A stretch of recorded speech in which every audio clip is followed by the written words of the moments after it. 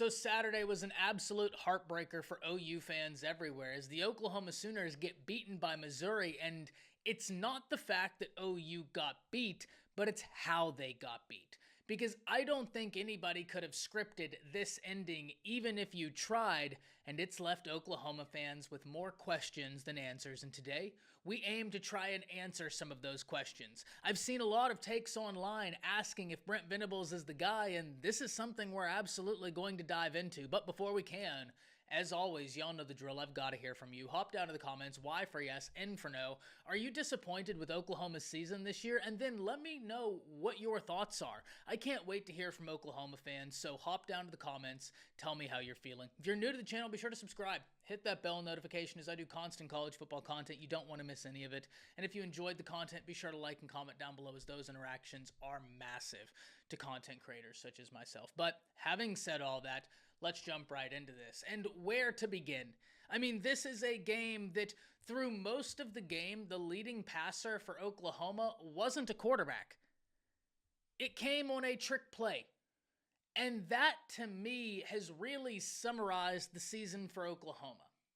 Now, I think one of the reasons this game is so heartbreaking, though there are several, is that Oklahoma fans were feeling like they had started to find an identity with the way they played Ole Miss. And then you take down Maine, and I understand it's Maine, but most people were sitting there, most OU fans, I should say, were sitting there thinking, okay, it looks like we've started to formulate a game plan.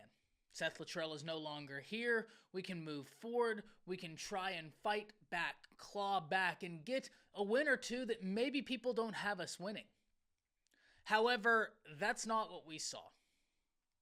Oklahoma's offense continues to struggle. If we dive into the numbers, OU was 5 of 15 on third down. Mizzou, for instance, went 11 of 14. Mizzou dominated third down. To go 11 of 14 is incredibly impressive. To go 5 of 15, that's problematic. But that has been symbolic of Oklahoma's offense all year long. OU had 257 yards. Missouri had 278. Arnold threw for 74 yards on 24 attempts, completing 15 of those 24 for less than 100 yards.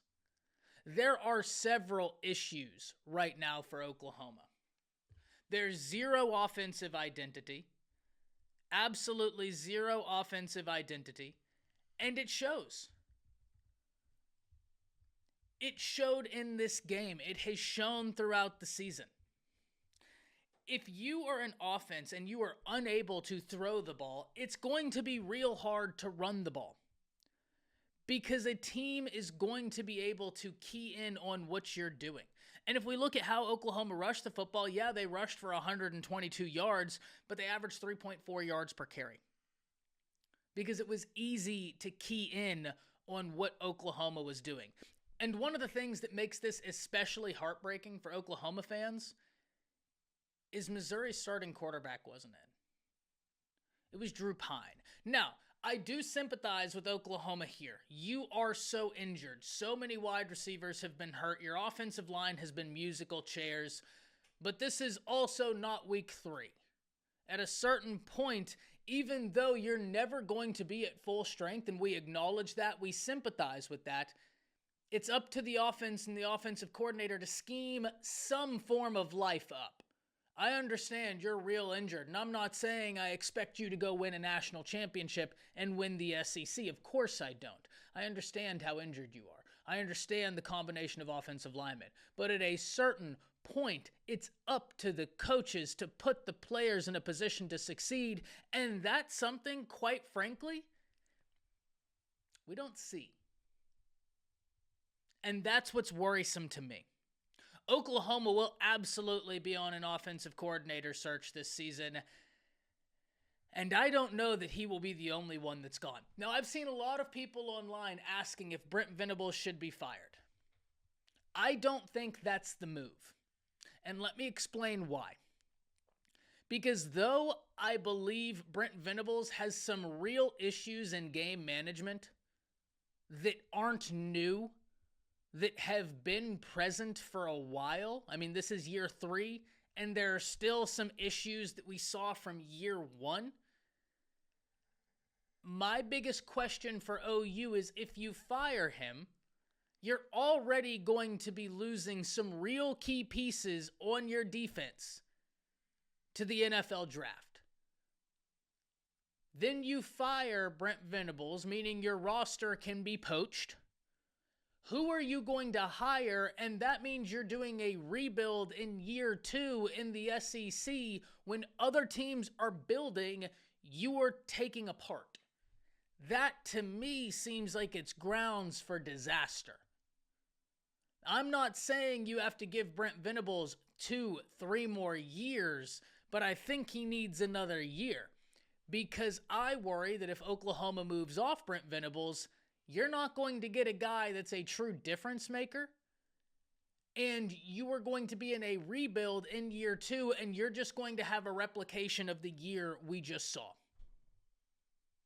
And one of the things we talk about when it comes to recruiting, you got to give the recruits something to hope for. And if you are getting kicked around in the SEC, why would they go there over places that are winning? Not even winning national championships, but winning. So I don't think firing Brent Venables is the move. I don't. Do I think this has been disappointing? Do I think that there are absolutely questions that deserve to be asked of Brent Venables? 100%. You're not going to hear a peep from me on that. But I don't believe that firing him is the move. I think this season is a combination of factors. One, the injuries that really hurt Oklahoma. Two, the ineptitude to formulate any offensive game plan. I mean, if you're already injured and you can't formulate a game plan, it's going to be tough sledding. So there are questions that should be asked. I'm not sitting here telling Oklahoma fans you shouldn't be concerned. Honestly, at this point, I think concerned is a very fair place to be. But I don't know that you fire Brent Venables because, one, who do you hire? I know everybody wants the Indiana coach. Guy's over 60 years old and would be making a debut in the SEC. That's tough. Listen, Indiana's been great. He was great at his last stop. No argument from me.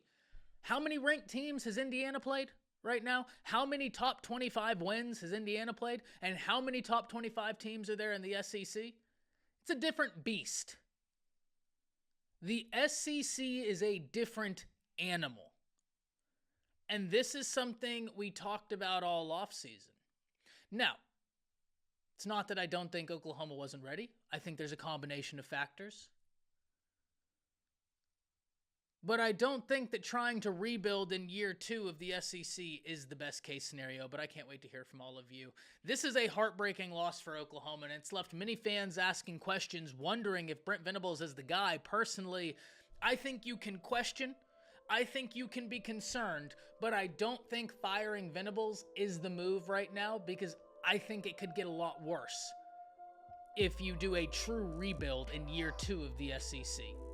If you get rid of him, there's a 30-day window for everybody in the nation to poach your roster. That's tough. Hop down to the comments. Let me know what you're thinking. That's it.